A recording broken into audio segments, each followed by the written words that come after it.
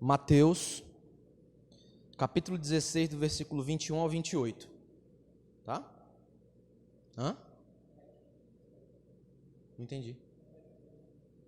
Tá. Mateus, capítulo 16, do versículo 21 ao 28. Vamos ler novamente, tá? Você pode ficar sentado mesmo. A gente só vai dar um pouquinho mais de atenção para o texto agora na leitura. Se algum detalhe aí chamar a sua atenção, louvado seja Deus, que isso prenda a sua atenção para você ficar ligado no texto, tá? Diz assim a palavra do Senhor. Desde esse tempo, começou Jesus Cristo a mostrar a seus discípulos que lhe era necessário seguir para Jerusalém e sofrer muitas coisas, dos anciãos, dos principais sacerdotes e dos escribas, ser morto e ressuscitado no terceiro dia. E Pedro, chamando-o à parte, começou a reprová-lo, dizendo: tem compaixão de ti, Senhor, isso de modo algum te acontecerá. Mas Jesus, voltando-se, disse a Pedro: arreda, Satanás, tu és para mim pedra de tropeço, porque não cogitas das coisas de Deus, e sim das dos homens. Então disse Jesus a seus discípulos: se alguém quer vir após mim, a si mesmo se negue, tome a sua cruz e siga-me. Porquanto, quem quiser salvar a sua vida, perdê-la-á, e quem perder a vida por minha causa, achá-la-á. Pois, que aproveitará o homem se ganhar o mundo inteiro e perder a sua alma? Ou que dará o homem em troca da sua alma? Porque o Filho do Homem há de vir, na glória de seu Pai, com seus anjos, e então retribuirá a cada um conforme as suas obras. Em verdade vos digo que alguns dos que aqui se encontram, que de maneira nenhuma passarão pela morte, até que vejam vir o Filho do Homem no seu reino. Amém. Amigos, nosso texto começa com a seguinte proposição, a seguinte frase: desde esse tempo começou Jesus Cristo a mostrar a seus discípulos que. Desde esse tempo começou Jesus Cristo a mostrar a seus discípulos que. Mostrar o que para eles? Meus amigos, quando um mestre, não é? Um discipulador, um mestre, um professor, um rabi, no caso de Jesus, né? Quando ele expõe os pilares do seu ensinamento, porque todo professor, todo mestre, todo discipulador, ele ensina, ok? Quando ele expõe os pilares do seu ensinamento, os discípulos têm uma responsabilidade. Eles recebem um ultimato do seu professor, do seu mestre, daquele que discipula eles para a vida, certo?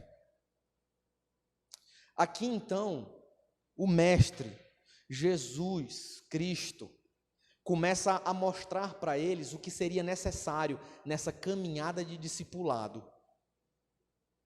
Esse aqui, eu acredito na realidade, essa é a minha opinião, esse aqui é um dos textos onde nós encontramos um momento de maior constrangimento entre o mestre, Jesus Cristo, né, o professor desses 12 aqui, e os 12, porque a reação de Pedro, ela reflete a reação dos demais.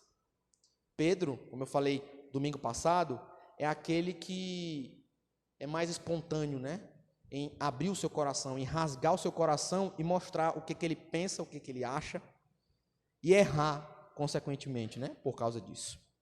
Então, desde esse tempo, começou Jesus a mostrar a seus discípulos que era necessário, algumas coisas eram necessárias acontecer. Bem, nós temos aí poucos versículos, né, no nosso texto de hoje, no nosso parágrafo aqui, do capítulo 16 do Evangelho de Mateus. A gente está seguindo, estudando o Evangelho de Mateus, observando os ensinamentos de Jesus para nós, como discípulos dele, e aqui não é diferente, certo? Jesus nos chama também a avaliarmos a nossa própria vida. Ele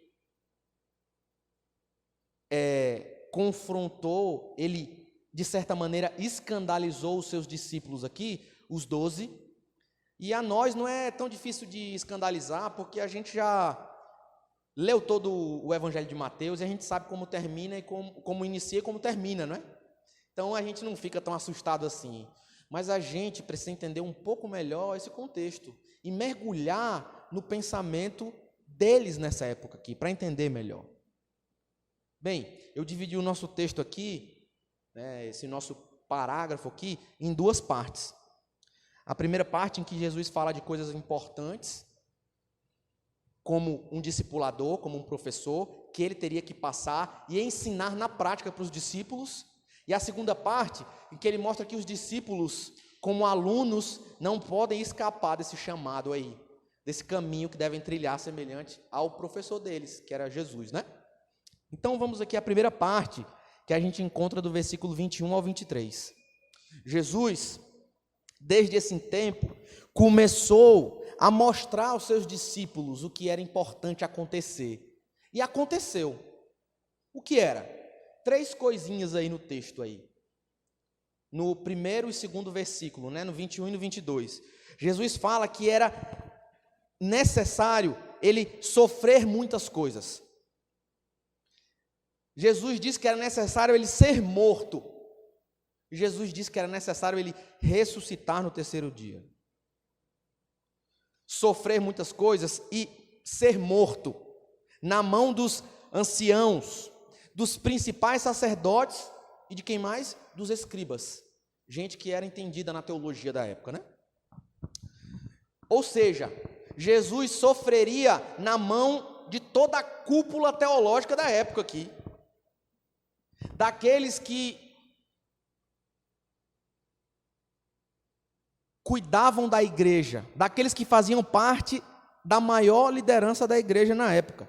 O mestre sofreria perseguição e morte através das mãos e através da vida desses homens, anciãos, sacerdotes, principais dos sacerdotes e escribas. Ouvindo isso, então, parece que Pedro esquecera o que tinha aprendido antes. Domingo passado a gente viu o texto anterior a esse daqui, em que Jesus ensina para ele que estava cuidando de tudo. Jesus ensina para os discípulos, para os 12, né? Domingo passado nós vimos isso, que ele está cuidando de tudo, ele mesmo está cuidando de tudo. Ninguém poderia fazer nada, ou tomar o lugar dele como o cabeça da igreja, o esposo da noiva, né? Ninguém, somente ele poderia cumprir esse papel. E foi o que ele fez. Só que parece que Pedro tinha esquecido isso aqui. E Jesus diz: é necessário, ou seja, isso vai acontecer. Sofrimento, perseguição, né? Morte. Mas eu vou ressuscitar. Pedro parece que se atém só às 2 primeiras coisas, né? Sofrimento e morte. E um escândalo público, porque quem ia fazer isso eram os anciãos, né? Os sacerdotes, os principais dos sacerdotes. E os escribas, gente engajada na teologia, né? E muito bem versada na teologia no Antigo Testamento. A reação do apóstolo aqui, então, quando escuta isso, é repreender o Senhor Jesus, certo? Tem um detalhe aqui. Por mais que Pedro tenha chamado o mestre para conversar à parte, né? É o que o nosso texto mostra aqui. Pedro chamou Jesus para conversar à parte. Pedro chamou: mestre, vem cá, deixa eu conversar com o Senhor aqui. A expressão repreensão, ela traz a ideia para a gente de que Pedro tentou corrigir o próprio mestre. Então perceba que Pedro tentou corrigir o próprio Cristo, aquele que é incorrigível, aquele que veio com um propósito e cumpriu esse propósito, e que ninguém mais, senão ele, poderia fazer, realizar, cumprir essa missão. Ninguém poderia substituir o Senhor Jesus. Alguém poderia substituir o Senhor Jesus? Na verdade, ele que substituiu todos os cordeirinhos até ali sacrificados, né? Ele que substituiu, ou seja, ele realizou o sacrifício definitivo não precisa mais nenhum sangue ser derramado, nem o seu, porque ele fez isso no seu lugar, para favorecer a sua vida, né? Isso é graça pura. Mas Pedro se deteve, então, se segurou aí na ideia do escândalo público que aconteceria. E ele falou: Senhor, isso não pode acontecer. Isso não pode acontecer de jeito nenhum. Ali, então, o próprio Senhor Jesus fala. Pedro era o Pedro de tropeço, né? Fazendo aqui uma brincadeira com o nome do próprio apóstolo, significa pedra. Ele seria ali então a pedra de tropeço. Lembra do domingo passado que a gente viu? O Senhor fala para o apóstolo, né? Os versículos anteriores ao 21. Pedro, tu és pedra, e sobre esta pedra eu vou construir a igreja, eu vou edificar a igreja no meu reino. Sobre esta pedra, sobre a sua vida. É através de você e dos seus 11 amigos aí, de vocês, que eu amo muito, que eu vou iniciar o povo mesmo. Eu vou constituir o povo. Eu estou fazendo isso. E ninguém vai fazer. O Senhor falou isso antes. Só que parece que Pedro esqueceu disso daí. E agora Jesus fala que ele é pedra, ele continua sendo pedra. Só que não a pedra angular, né? Aquela pedra que edifica. Na realidade, a pedra de tropeço, o que não é uma coisa boa mesmo, não é? Aqui então, Pedro não estava mais auxiliando na estrutura do reino. Pedro, com essa atitude, expondo isso, colocando isso para fora, ele demonstra que ele não estava interessado em ajudar a construir o reino, pelo menos naquele momento ali. Mas na verdade ele estava agindo do lado contrário ao que Cristo estava propondo ali para os discípulos. Sofrimento, uma caminhada sacrificial para poder edificar a igreja e dar o pontapé inicial para o reino. Pedro estava caminhando do lado contrário. Por isso, o mestre afirma que Pedro não cogitava das coisas de Deus, e sim da dos homens. No versículo 22, parte B, na Nova Almeida atualizada, certo? A NAA, Pedro afirma o seguinte, a tradução NAA, ela traz a ideia do versículo 22 da seguinte forma: que Deus não permita, isso de modo nenhum irá acontecer, Senhor. Perceba que aqui a preocupação dele com o sofrimento do mestre é legítima. Ninguém pode dizer que Pedro não estava querendo se preocupar com o sofrimento do mestre. É meio complicado dizer. Pedro não estava preocupado com o sofrimento de verdade. Ele tinha interesses por detrás disso aí. Pode até ser, mas não está tão claro no texto. Jesus falou que sofreria e que morreria.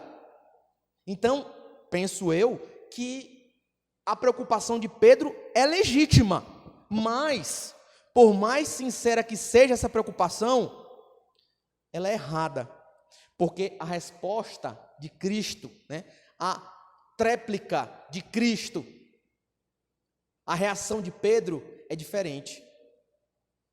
O Senhor usa um adjetivo forte para ele, chama ele de inimigo, Satanás. Ou vocês acham que Satanás é o nome do diabo? É o nome aquele anjo caído? Satanás é o nome dele? Não, é Lúcifer. Na realidade, um nome mesmo, eu acredito até que ele não tem, né? Ele tem designações, ele tem adjetivos. Resumindo, ele é o inimigo. E o Senhor Jesus falou para Pedro aqui: Pedro, tu estás se colocando no lugar de inimigo do reino. Você está se colocando no lugar de pedra de tropeço. Você está me atrapalhando, Pedro. Me atrapalhando muito. O Senhor Jesus mostrou aqui: esse é o caminho que eu vou trilhar. Eu sou o mestre de vocês. Essa primeira parte, do versículo 21 ao 23, o mestre, o nosso Senhor Jesus mostra isso. Esse é o caminho que eu vou trilhar. Sofrimento, morte e ressurreição. Mas e a segunda parte? do versículo 28 ao 24. O que a gente aprende nessa segunda parte aí? Amados, nessa segunda parte, o mestre ensina que assim como ele, os discípulos também sofreriam. E essa ideia de que os discípulos também sofreriam não era algo que levaria um Pedro aqui, pedra de tropeço, ou você e eu como um Pedro, a se preocupar com a forma que seria lembrado. Que forma? Por exemplo, olha ali, aquele ali não é o discípulo daquele que foi rejeitado em todo Israel? Não é o discípulo daquele que se auto-intitulava o Cristo? Sofrer não era nesse sentido que o Senhor Jesus estava propondo para os discípulos aqui. Vou trilhar esse caminho, vocês vão trilhar esse caminho aqui. Mas não é sofrimento de ser lembrado e ser alvo de chacota. Não é nesse sentido. Não é nesse sentido. Quando o mestre se aproxima dos discípulos, ele afirma que vocês serão lembrados como aqueles que seguiram os passos do crucificado, pois vocês viveram semelhante ao seu mestre. O sofrimento que Jesus fala que os discípulos passariam aqui não é algo possível. Se você pensa em algo possível, pode ser que não aconteça, né? É possível que aconteça. É possível que você saia daqui e vá até a Praça do Estrela, dar uma caminhadinha, comer um lanche. É possível, mas não é certo. O Senhor não está falando de um sofrimento possível, mas Ele está falando de um sofrimento que é companheiro do discípulo na peregrinação. Lembra do Salmo 120 que a gente leu? Na liturgia? O salmista começa com um clamor: eu clamo ao Senhor que me socorre. E no resto dos versículos ele fala daqueles que o rodeiam, que querem guerra, querem morte, querem derramar sangue, mas ele deseja paz. Mas aqueles que o rodeiam são homens de mal, são homens do mal, homens que seguem um caminho da maldade, da morte, mas ele não. Amigos, esse é o caminho que um discípulo segue. O sofrimento para nós, discípulos de Jesus, para os discípulos aqui, os 12 e os demais, tantos mil e milhões de discípulos de verdade de Cristo Jesus, desde o início da história, da criação, até o presente momento, até a consumação dos séculos, amigos, o sofrimento vai marcar a peregrinação dos discípulos. Vai marcar a nossa vida. O sofrimento é a companhia certa daqueles que estão no caminho, aqueles que estão seguindo o Evangelho. Agora você tem que entender que o sofrimento aqui é algo que tem várias facetas, que se apresenta e que machuca você em diversas esferas. Por exemplo, você pode sofrer por perder alguém que você ama muito, porque essa pessoa morreu ou porque essa pessoa foi embora e nunca mais voltou. Você pode sofrer porque Deus levou você para o deserto. Lembra do povo no deserto? O povo sofreu um bocado. Ou você pode sofrer também porque você luta consigo mesmo, com o seu próprio coração, para vencer os demônios que atormentam a sua vida. Você sofre porque você luta contra o seu próprio ego. Sabe aquele desejo imoral no seu coração? Lascivo, que é totalmente indecente? Aquele desejo de roubar, aquele desejo de possuir o que não é seu. Que pode ser uma pessoa, pode ser um objeto, pode ser algo que traz um valor para você, mas não para o outro, mas por simples pecado você quer possuir. É o seu coração. Você pode sofrer porque você luta contra o seu próprio coração dia após dia. E às vezes você perde. Isso lhe deixa muito, muito mal, não é? Você sofre por isso. Tem crente que sofre por isso, sabia? A gente é muito acostumado a sofrer quando as pessoas colocam pedra para a gente tropeçar, né? Mas às vezes nós sofremos porque nós mesmos colocamos essas pedras no caminho. E a gente tropeça nas pedras que nós mesmos colocamos no caminho. Entende? Por isso o Senhor afirma que o Evangelho...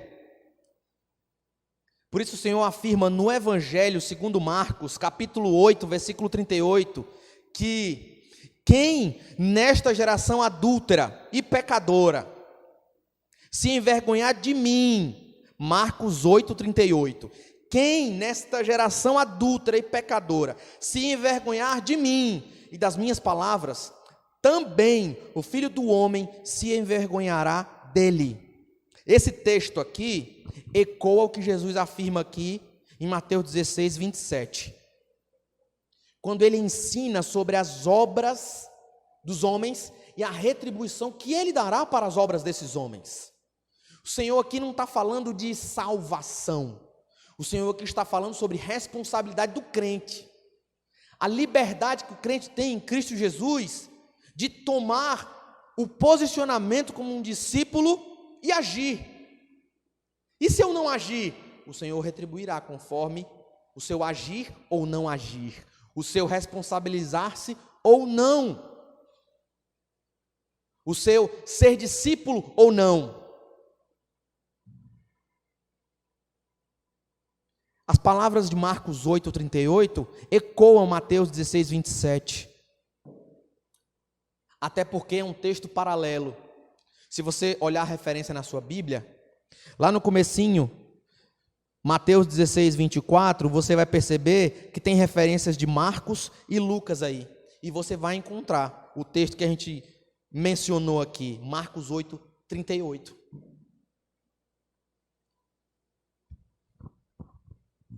Os discípulos não têm escolha, amigos, meus amados irmãos. Ou eles seguem o mestre, ou eles seguem o mestre. Se não fizerem, receberão o salário justo para o caminho que escolherem. E então, né? Como discípulo de Jesus, que caminho escolher? Que caminho eu escolhi? Não é verdade? Como um discípulo de Jesus, que posição eu tomei? Recapitulando aqui, na primeira parte nós temos um problema. Qual o problema? O discípulo querendo ter o poder maior que o mestre, percebe? Do versículo 21 ao 23. A expressão de Pedro é: Senhor, você é meu mestre, mas eu tenho que corrigi-lo, porque você não sabe fazer as coisas direito. Esse é um problema, na primeira parte.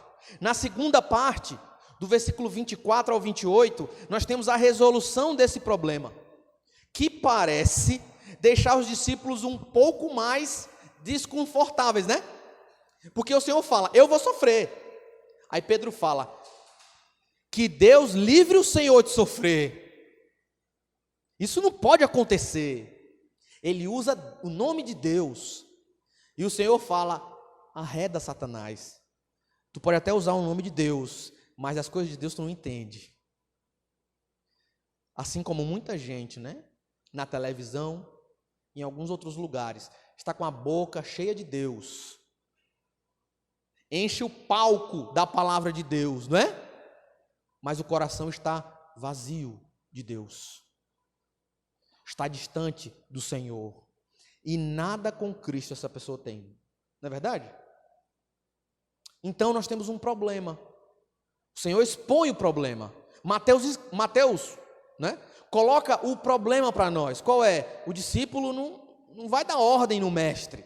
Ele segue o mestre, por mais que o mestre tenha que sofrer. E mais, o discípulo se assemelha com o mestre. Por isso eles ficam mais encrencados quando o Senhor fala: qual a resolução para este problema?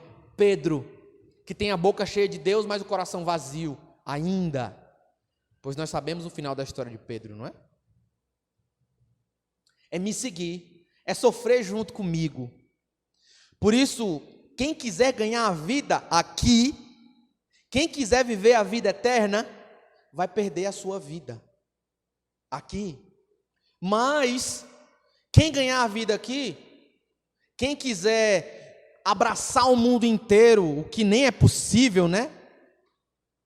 Vai perder a sua alma. Vai desfrutar de prazeres aqui, mas na eternidade vai ficar sofrendo muito e rangendo os dentes. Amigos, quem tem bruxismo talvez saiba o que é isso, né? Esse é o meu caso. Sabe como o negócio é ruim. Então, gente, nós precisamos pensar nisso. Porque não há outro caminho para o discípulo de Jesus, senão pela cruz. Não há outro caminho para o discípulo ou para o discipulado, se não for através da cruz. O símbolo para nós que remete à vida, né? Pessoas que gostam de andar com cruz, olhar para esse símbolo, lembram de Jesus crucificado, Jesus que morreu em meu lugar, choram, né? E que maravilha, que bênção. Mas, se você voltar na história e você mergulhar no contexto aqui, na mente de um Pedro, na mente de um judeu nessa época, até de um romano mesmo, você vai perceber que Jesus falar, eu vou morrer crucificado, foi altamente escandaloso, foi chocante. Como se Pedro tivesse levado um soco no queixo e tivesse sido nocauteado. Ou seja, é isso mesmo? Ele me chamou para esse caminho? Cruz. O que é isso? Que absurdo, né? Não há outro caminho para o discípulo de Jesus senão pela cruz. Esse símbolo para nós remete à vida, mas na época de Cristo foi um símbolo que causou um grande escândalo. Nessa nossa breve meditação, né, em Mateus 16, do versículo 21 ao 28, depois de considerar essa primeira e essa segunda parte, né, o problema e a resolução do problema, de uma maneira bem breve, eu trago aqui aplicação para nós. Algumas observações sobre o texto e sobre a nossa meditação. Eu não sei quantos aqui têm curiosidade sobre a história da igreja, mas é interessante ver a atitude de Pedro aqui, ver a atitude de Pedro negando mais para frente também, e o Senhor falando para ele, você vai negar, e ele, não, eu não vou negar. Semelhante a essa atitude de não, isso não pode acontecer, Senhor, Deus livre você disso. Para os curiosos da história da igreja, se você der uma pesquisada em livros da história da igreja, você vai perceber que Pedro teve um fim curioso, né? Ele morreu crucificado. Ele morreu semelhante ao seu mestre. Mas o que aconteceu? No momento em que ele seria crucificado, ele falou, não, eu não posso ser crucificado como o meu Senhor. Me prega de cabeça para baixo. Eu não chego nem perto do meu Senhor, nem perto dele. Por isso, que seja dessa forma. Pedro então morreu crucificado, mas não se achou digno de morrer como Jesus. Vê esse diálogo aqui, né? Até a conclusão dos evangelhos, quando ele nega o mestre. Mas lá no final do Evangelho de João, capítulo 20 e 21, ele é restaurado, nos traz esperança. Você concorda? Como é que está a sua vida hoje?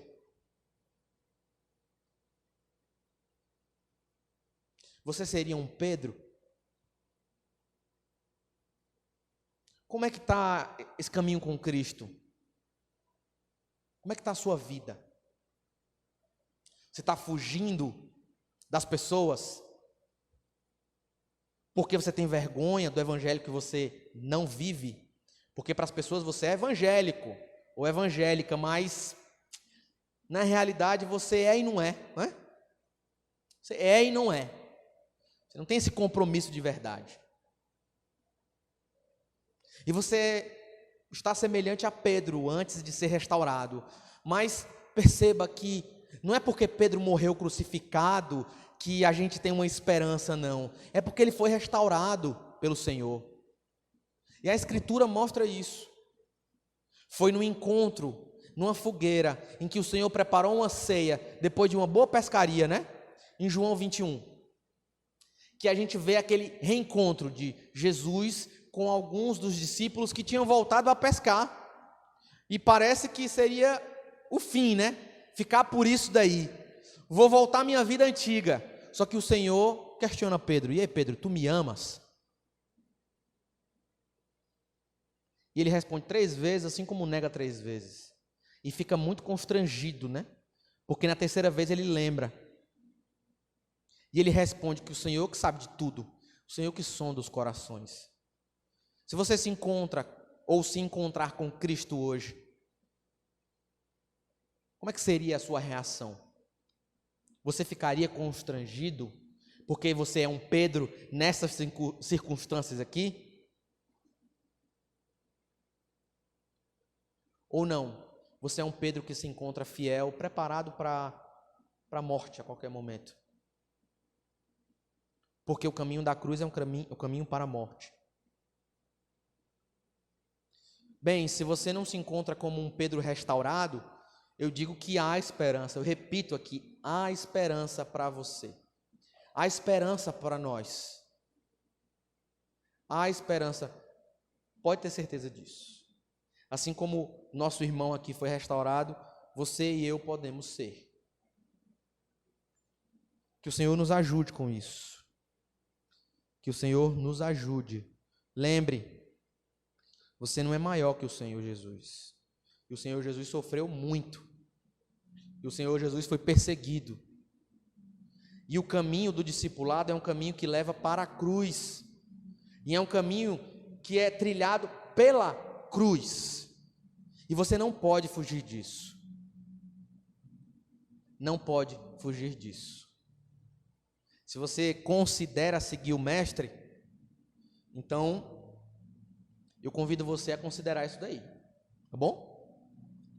Considerar esse desafio. Não é? Desafio grande de seguir esse caminho da cruz e pela cruz, viu? Vamos orar ao Senhor? Santo Deus e amado Pai, louvado seja o teu nome, porque o Senhor nos abençoou muito com a tua palavra, pois essa palavra é para os teus discípulos. A palavra, a Escritura lida é para os discípulos do Senhor. Que assim como Pedro, podem se encontrar em momentos constrangedores,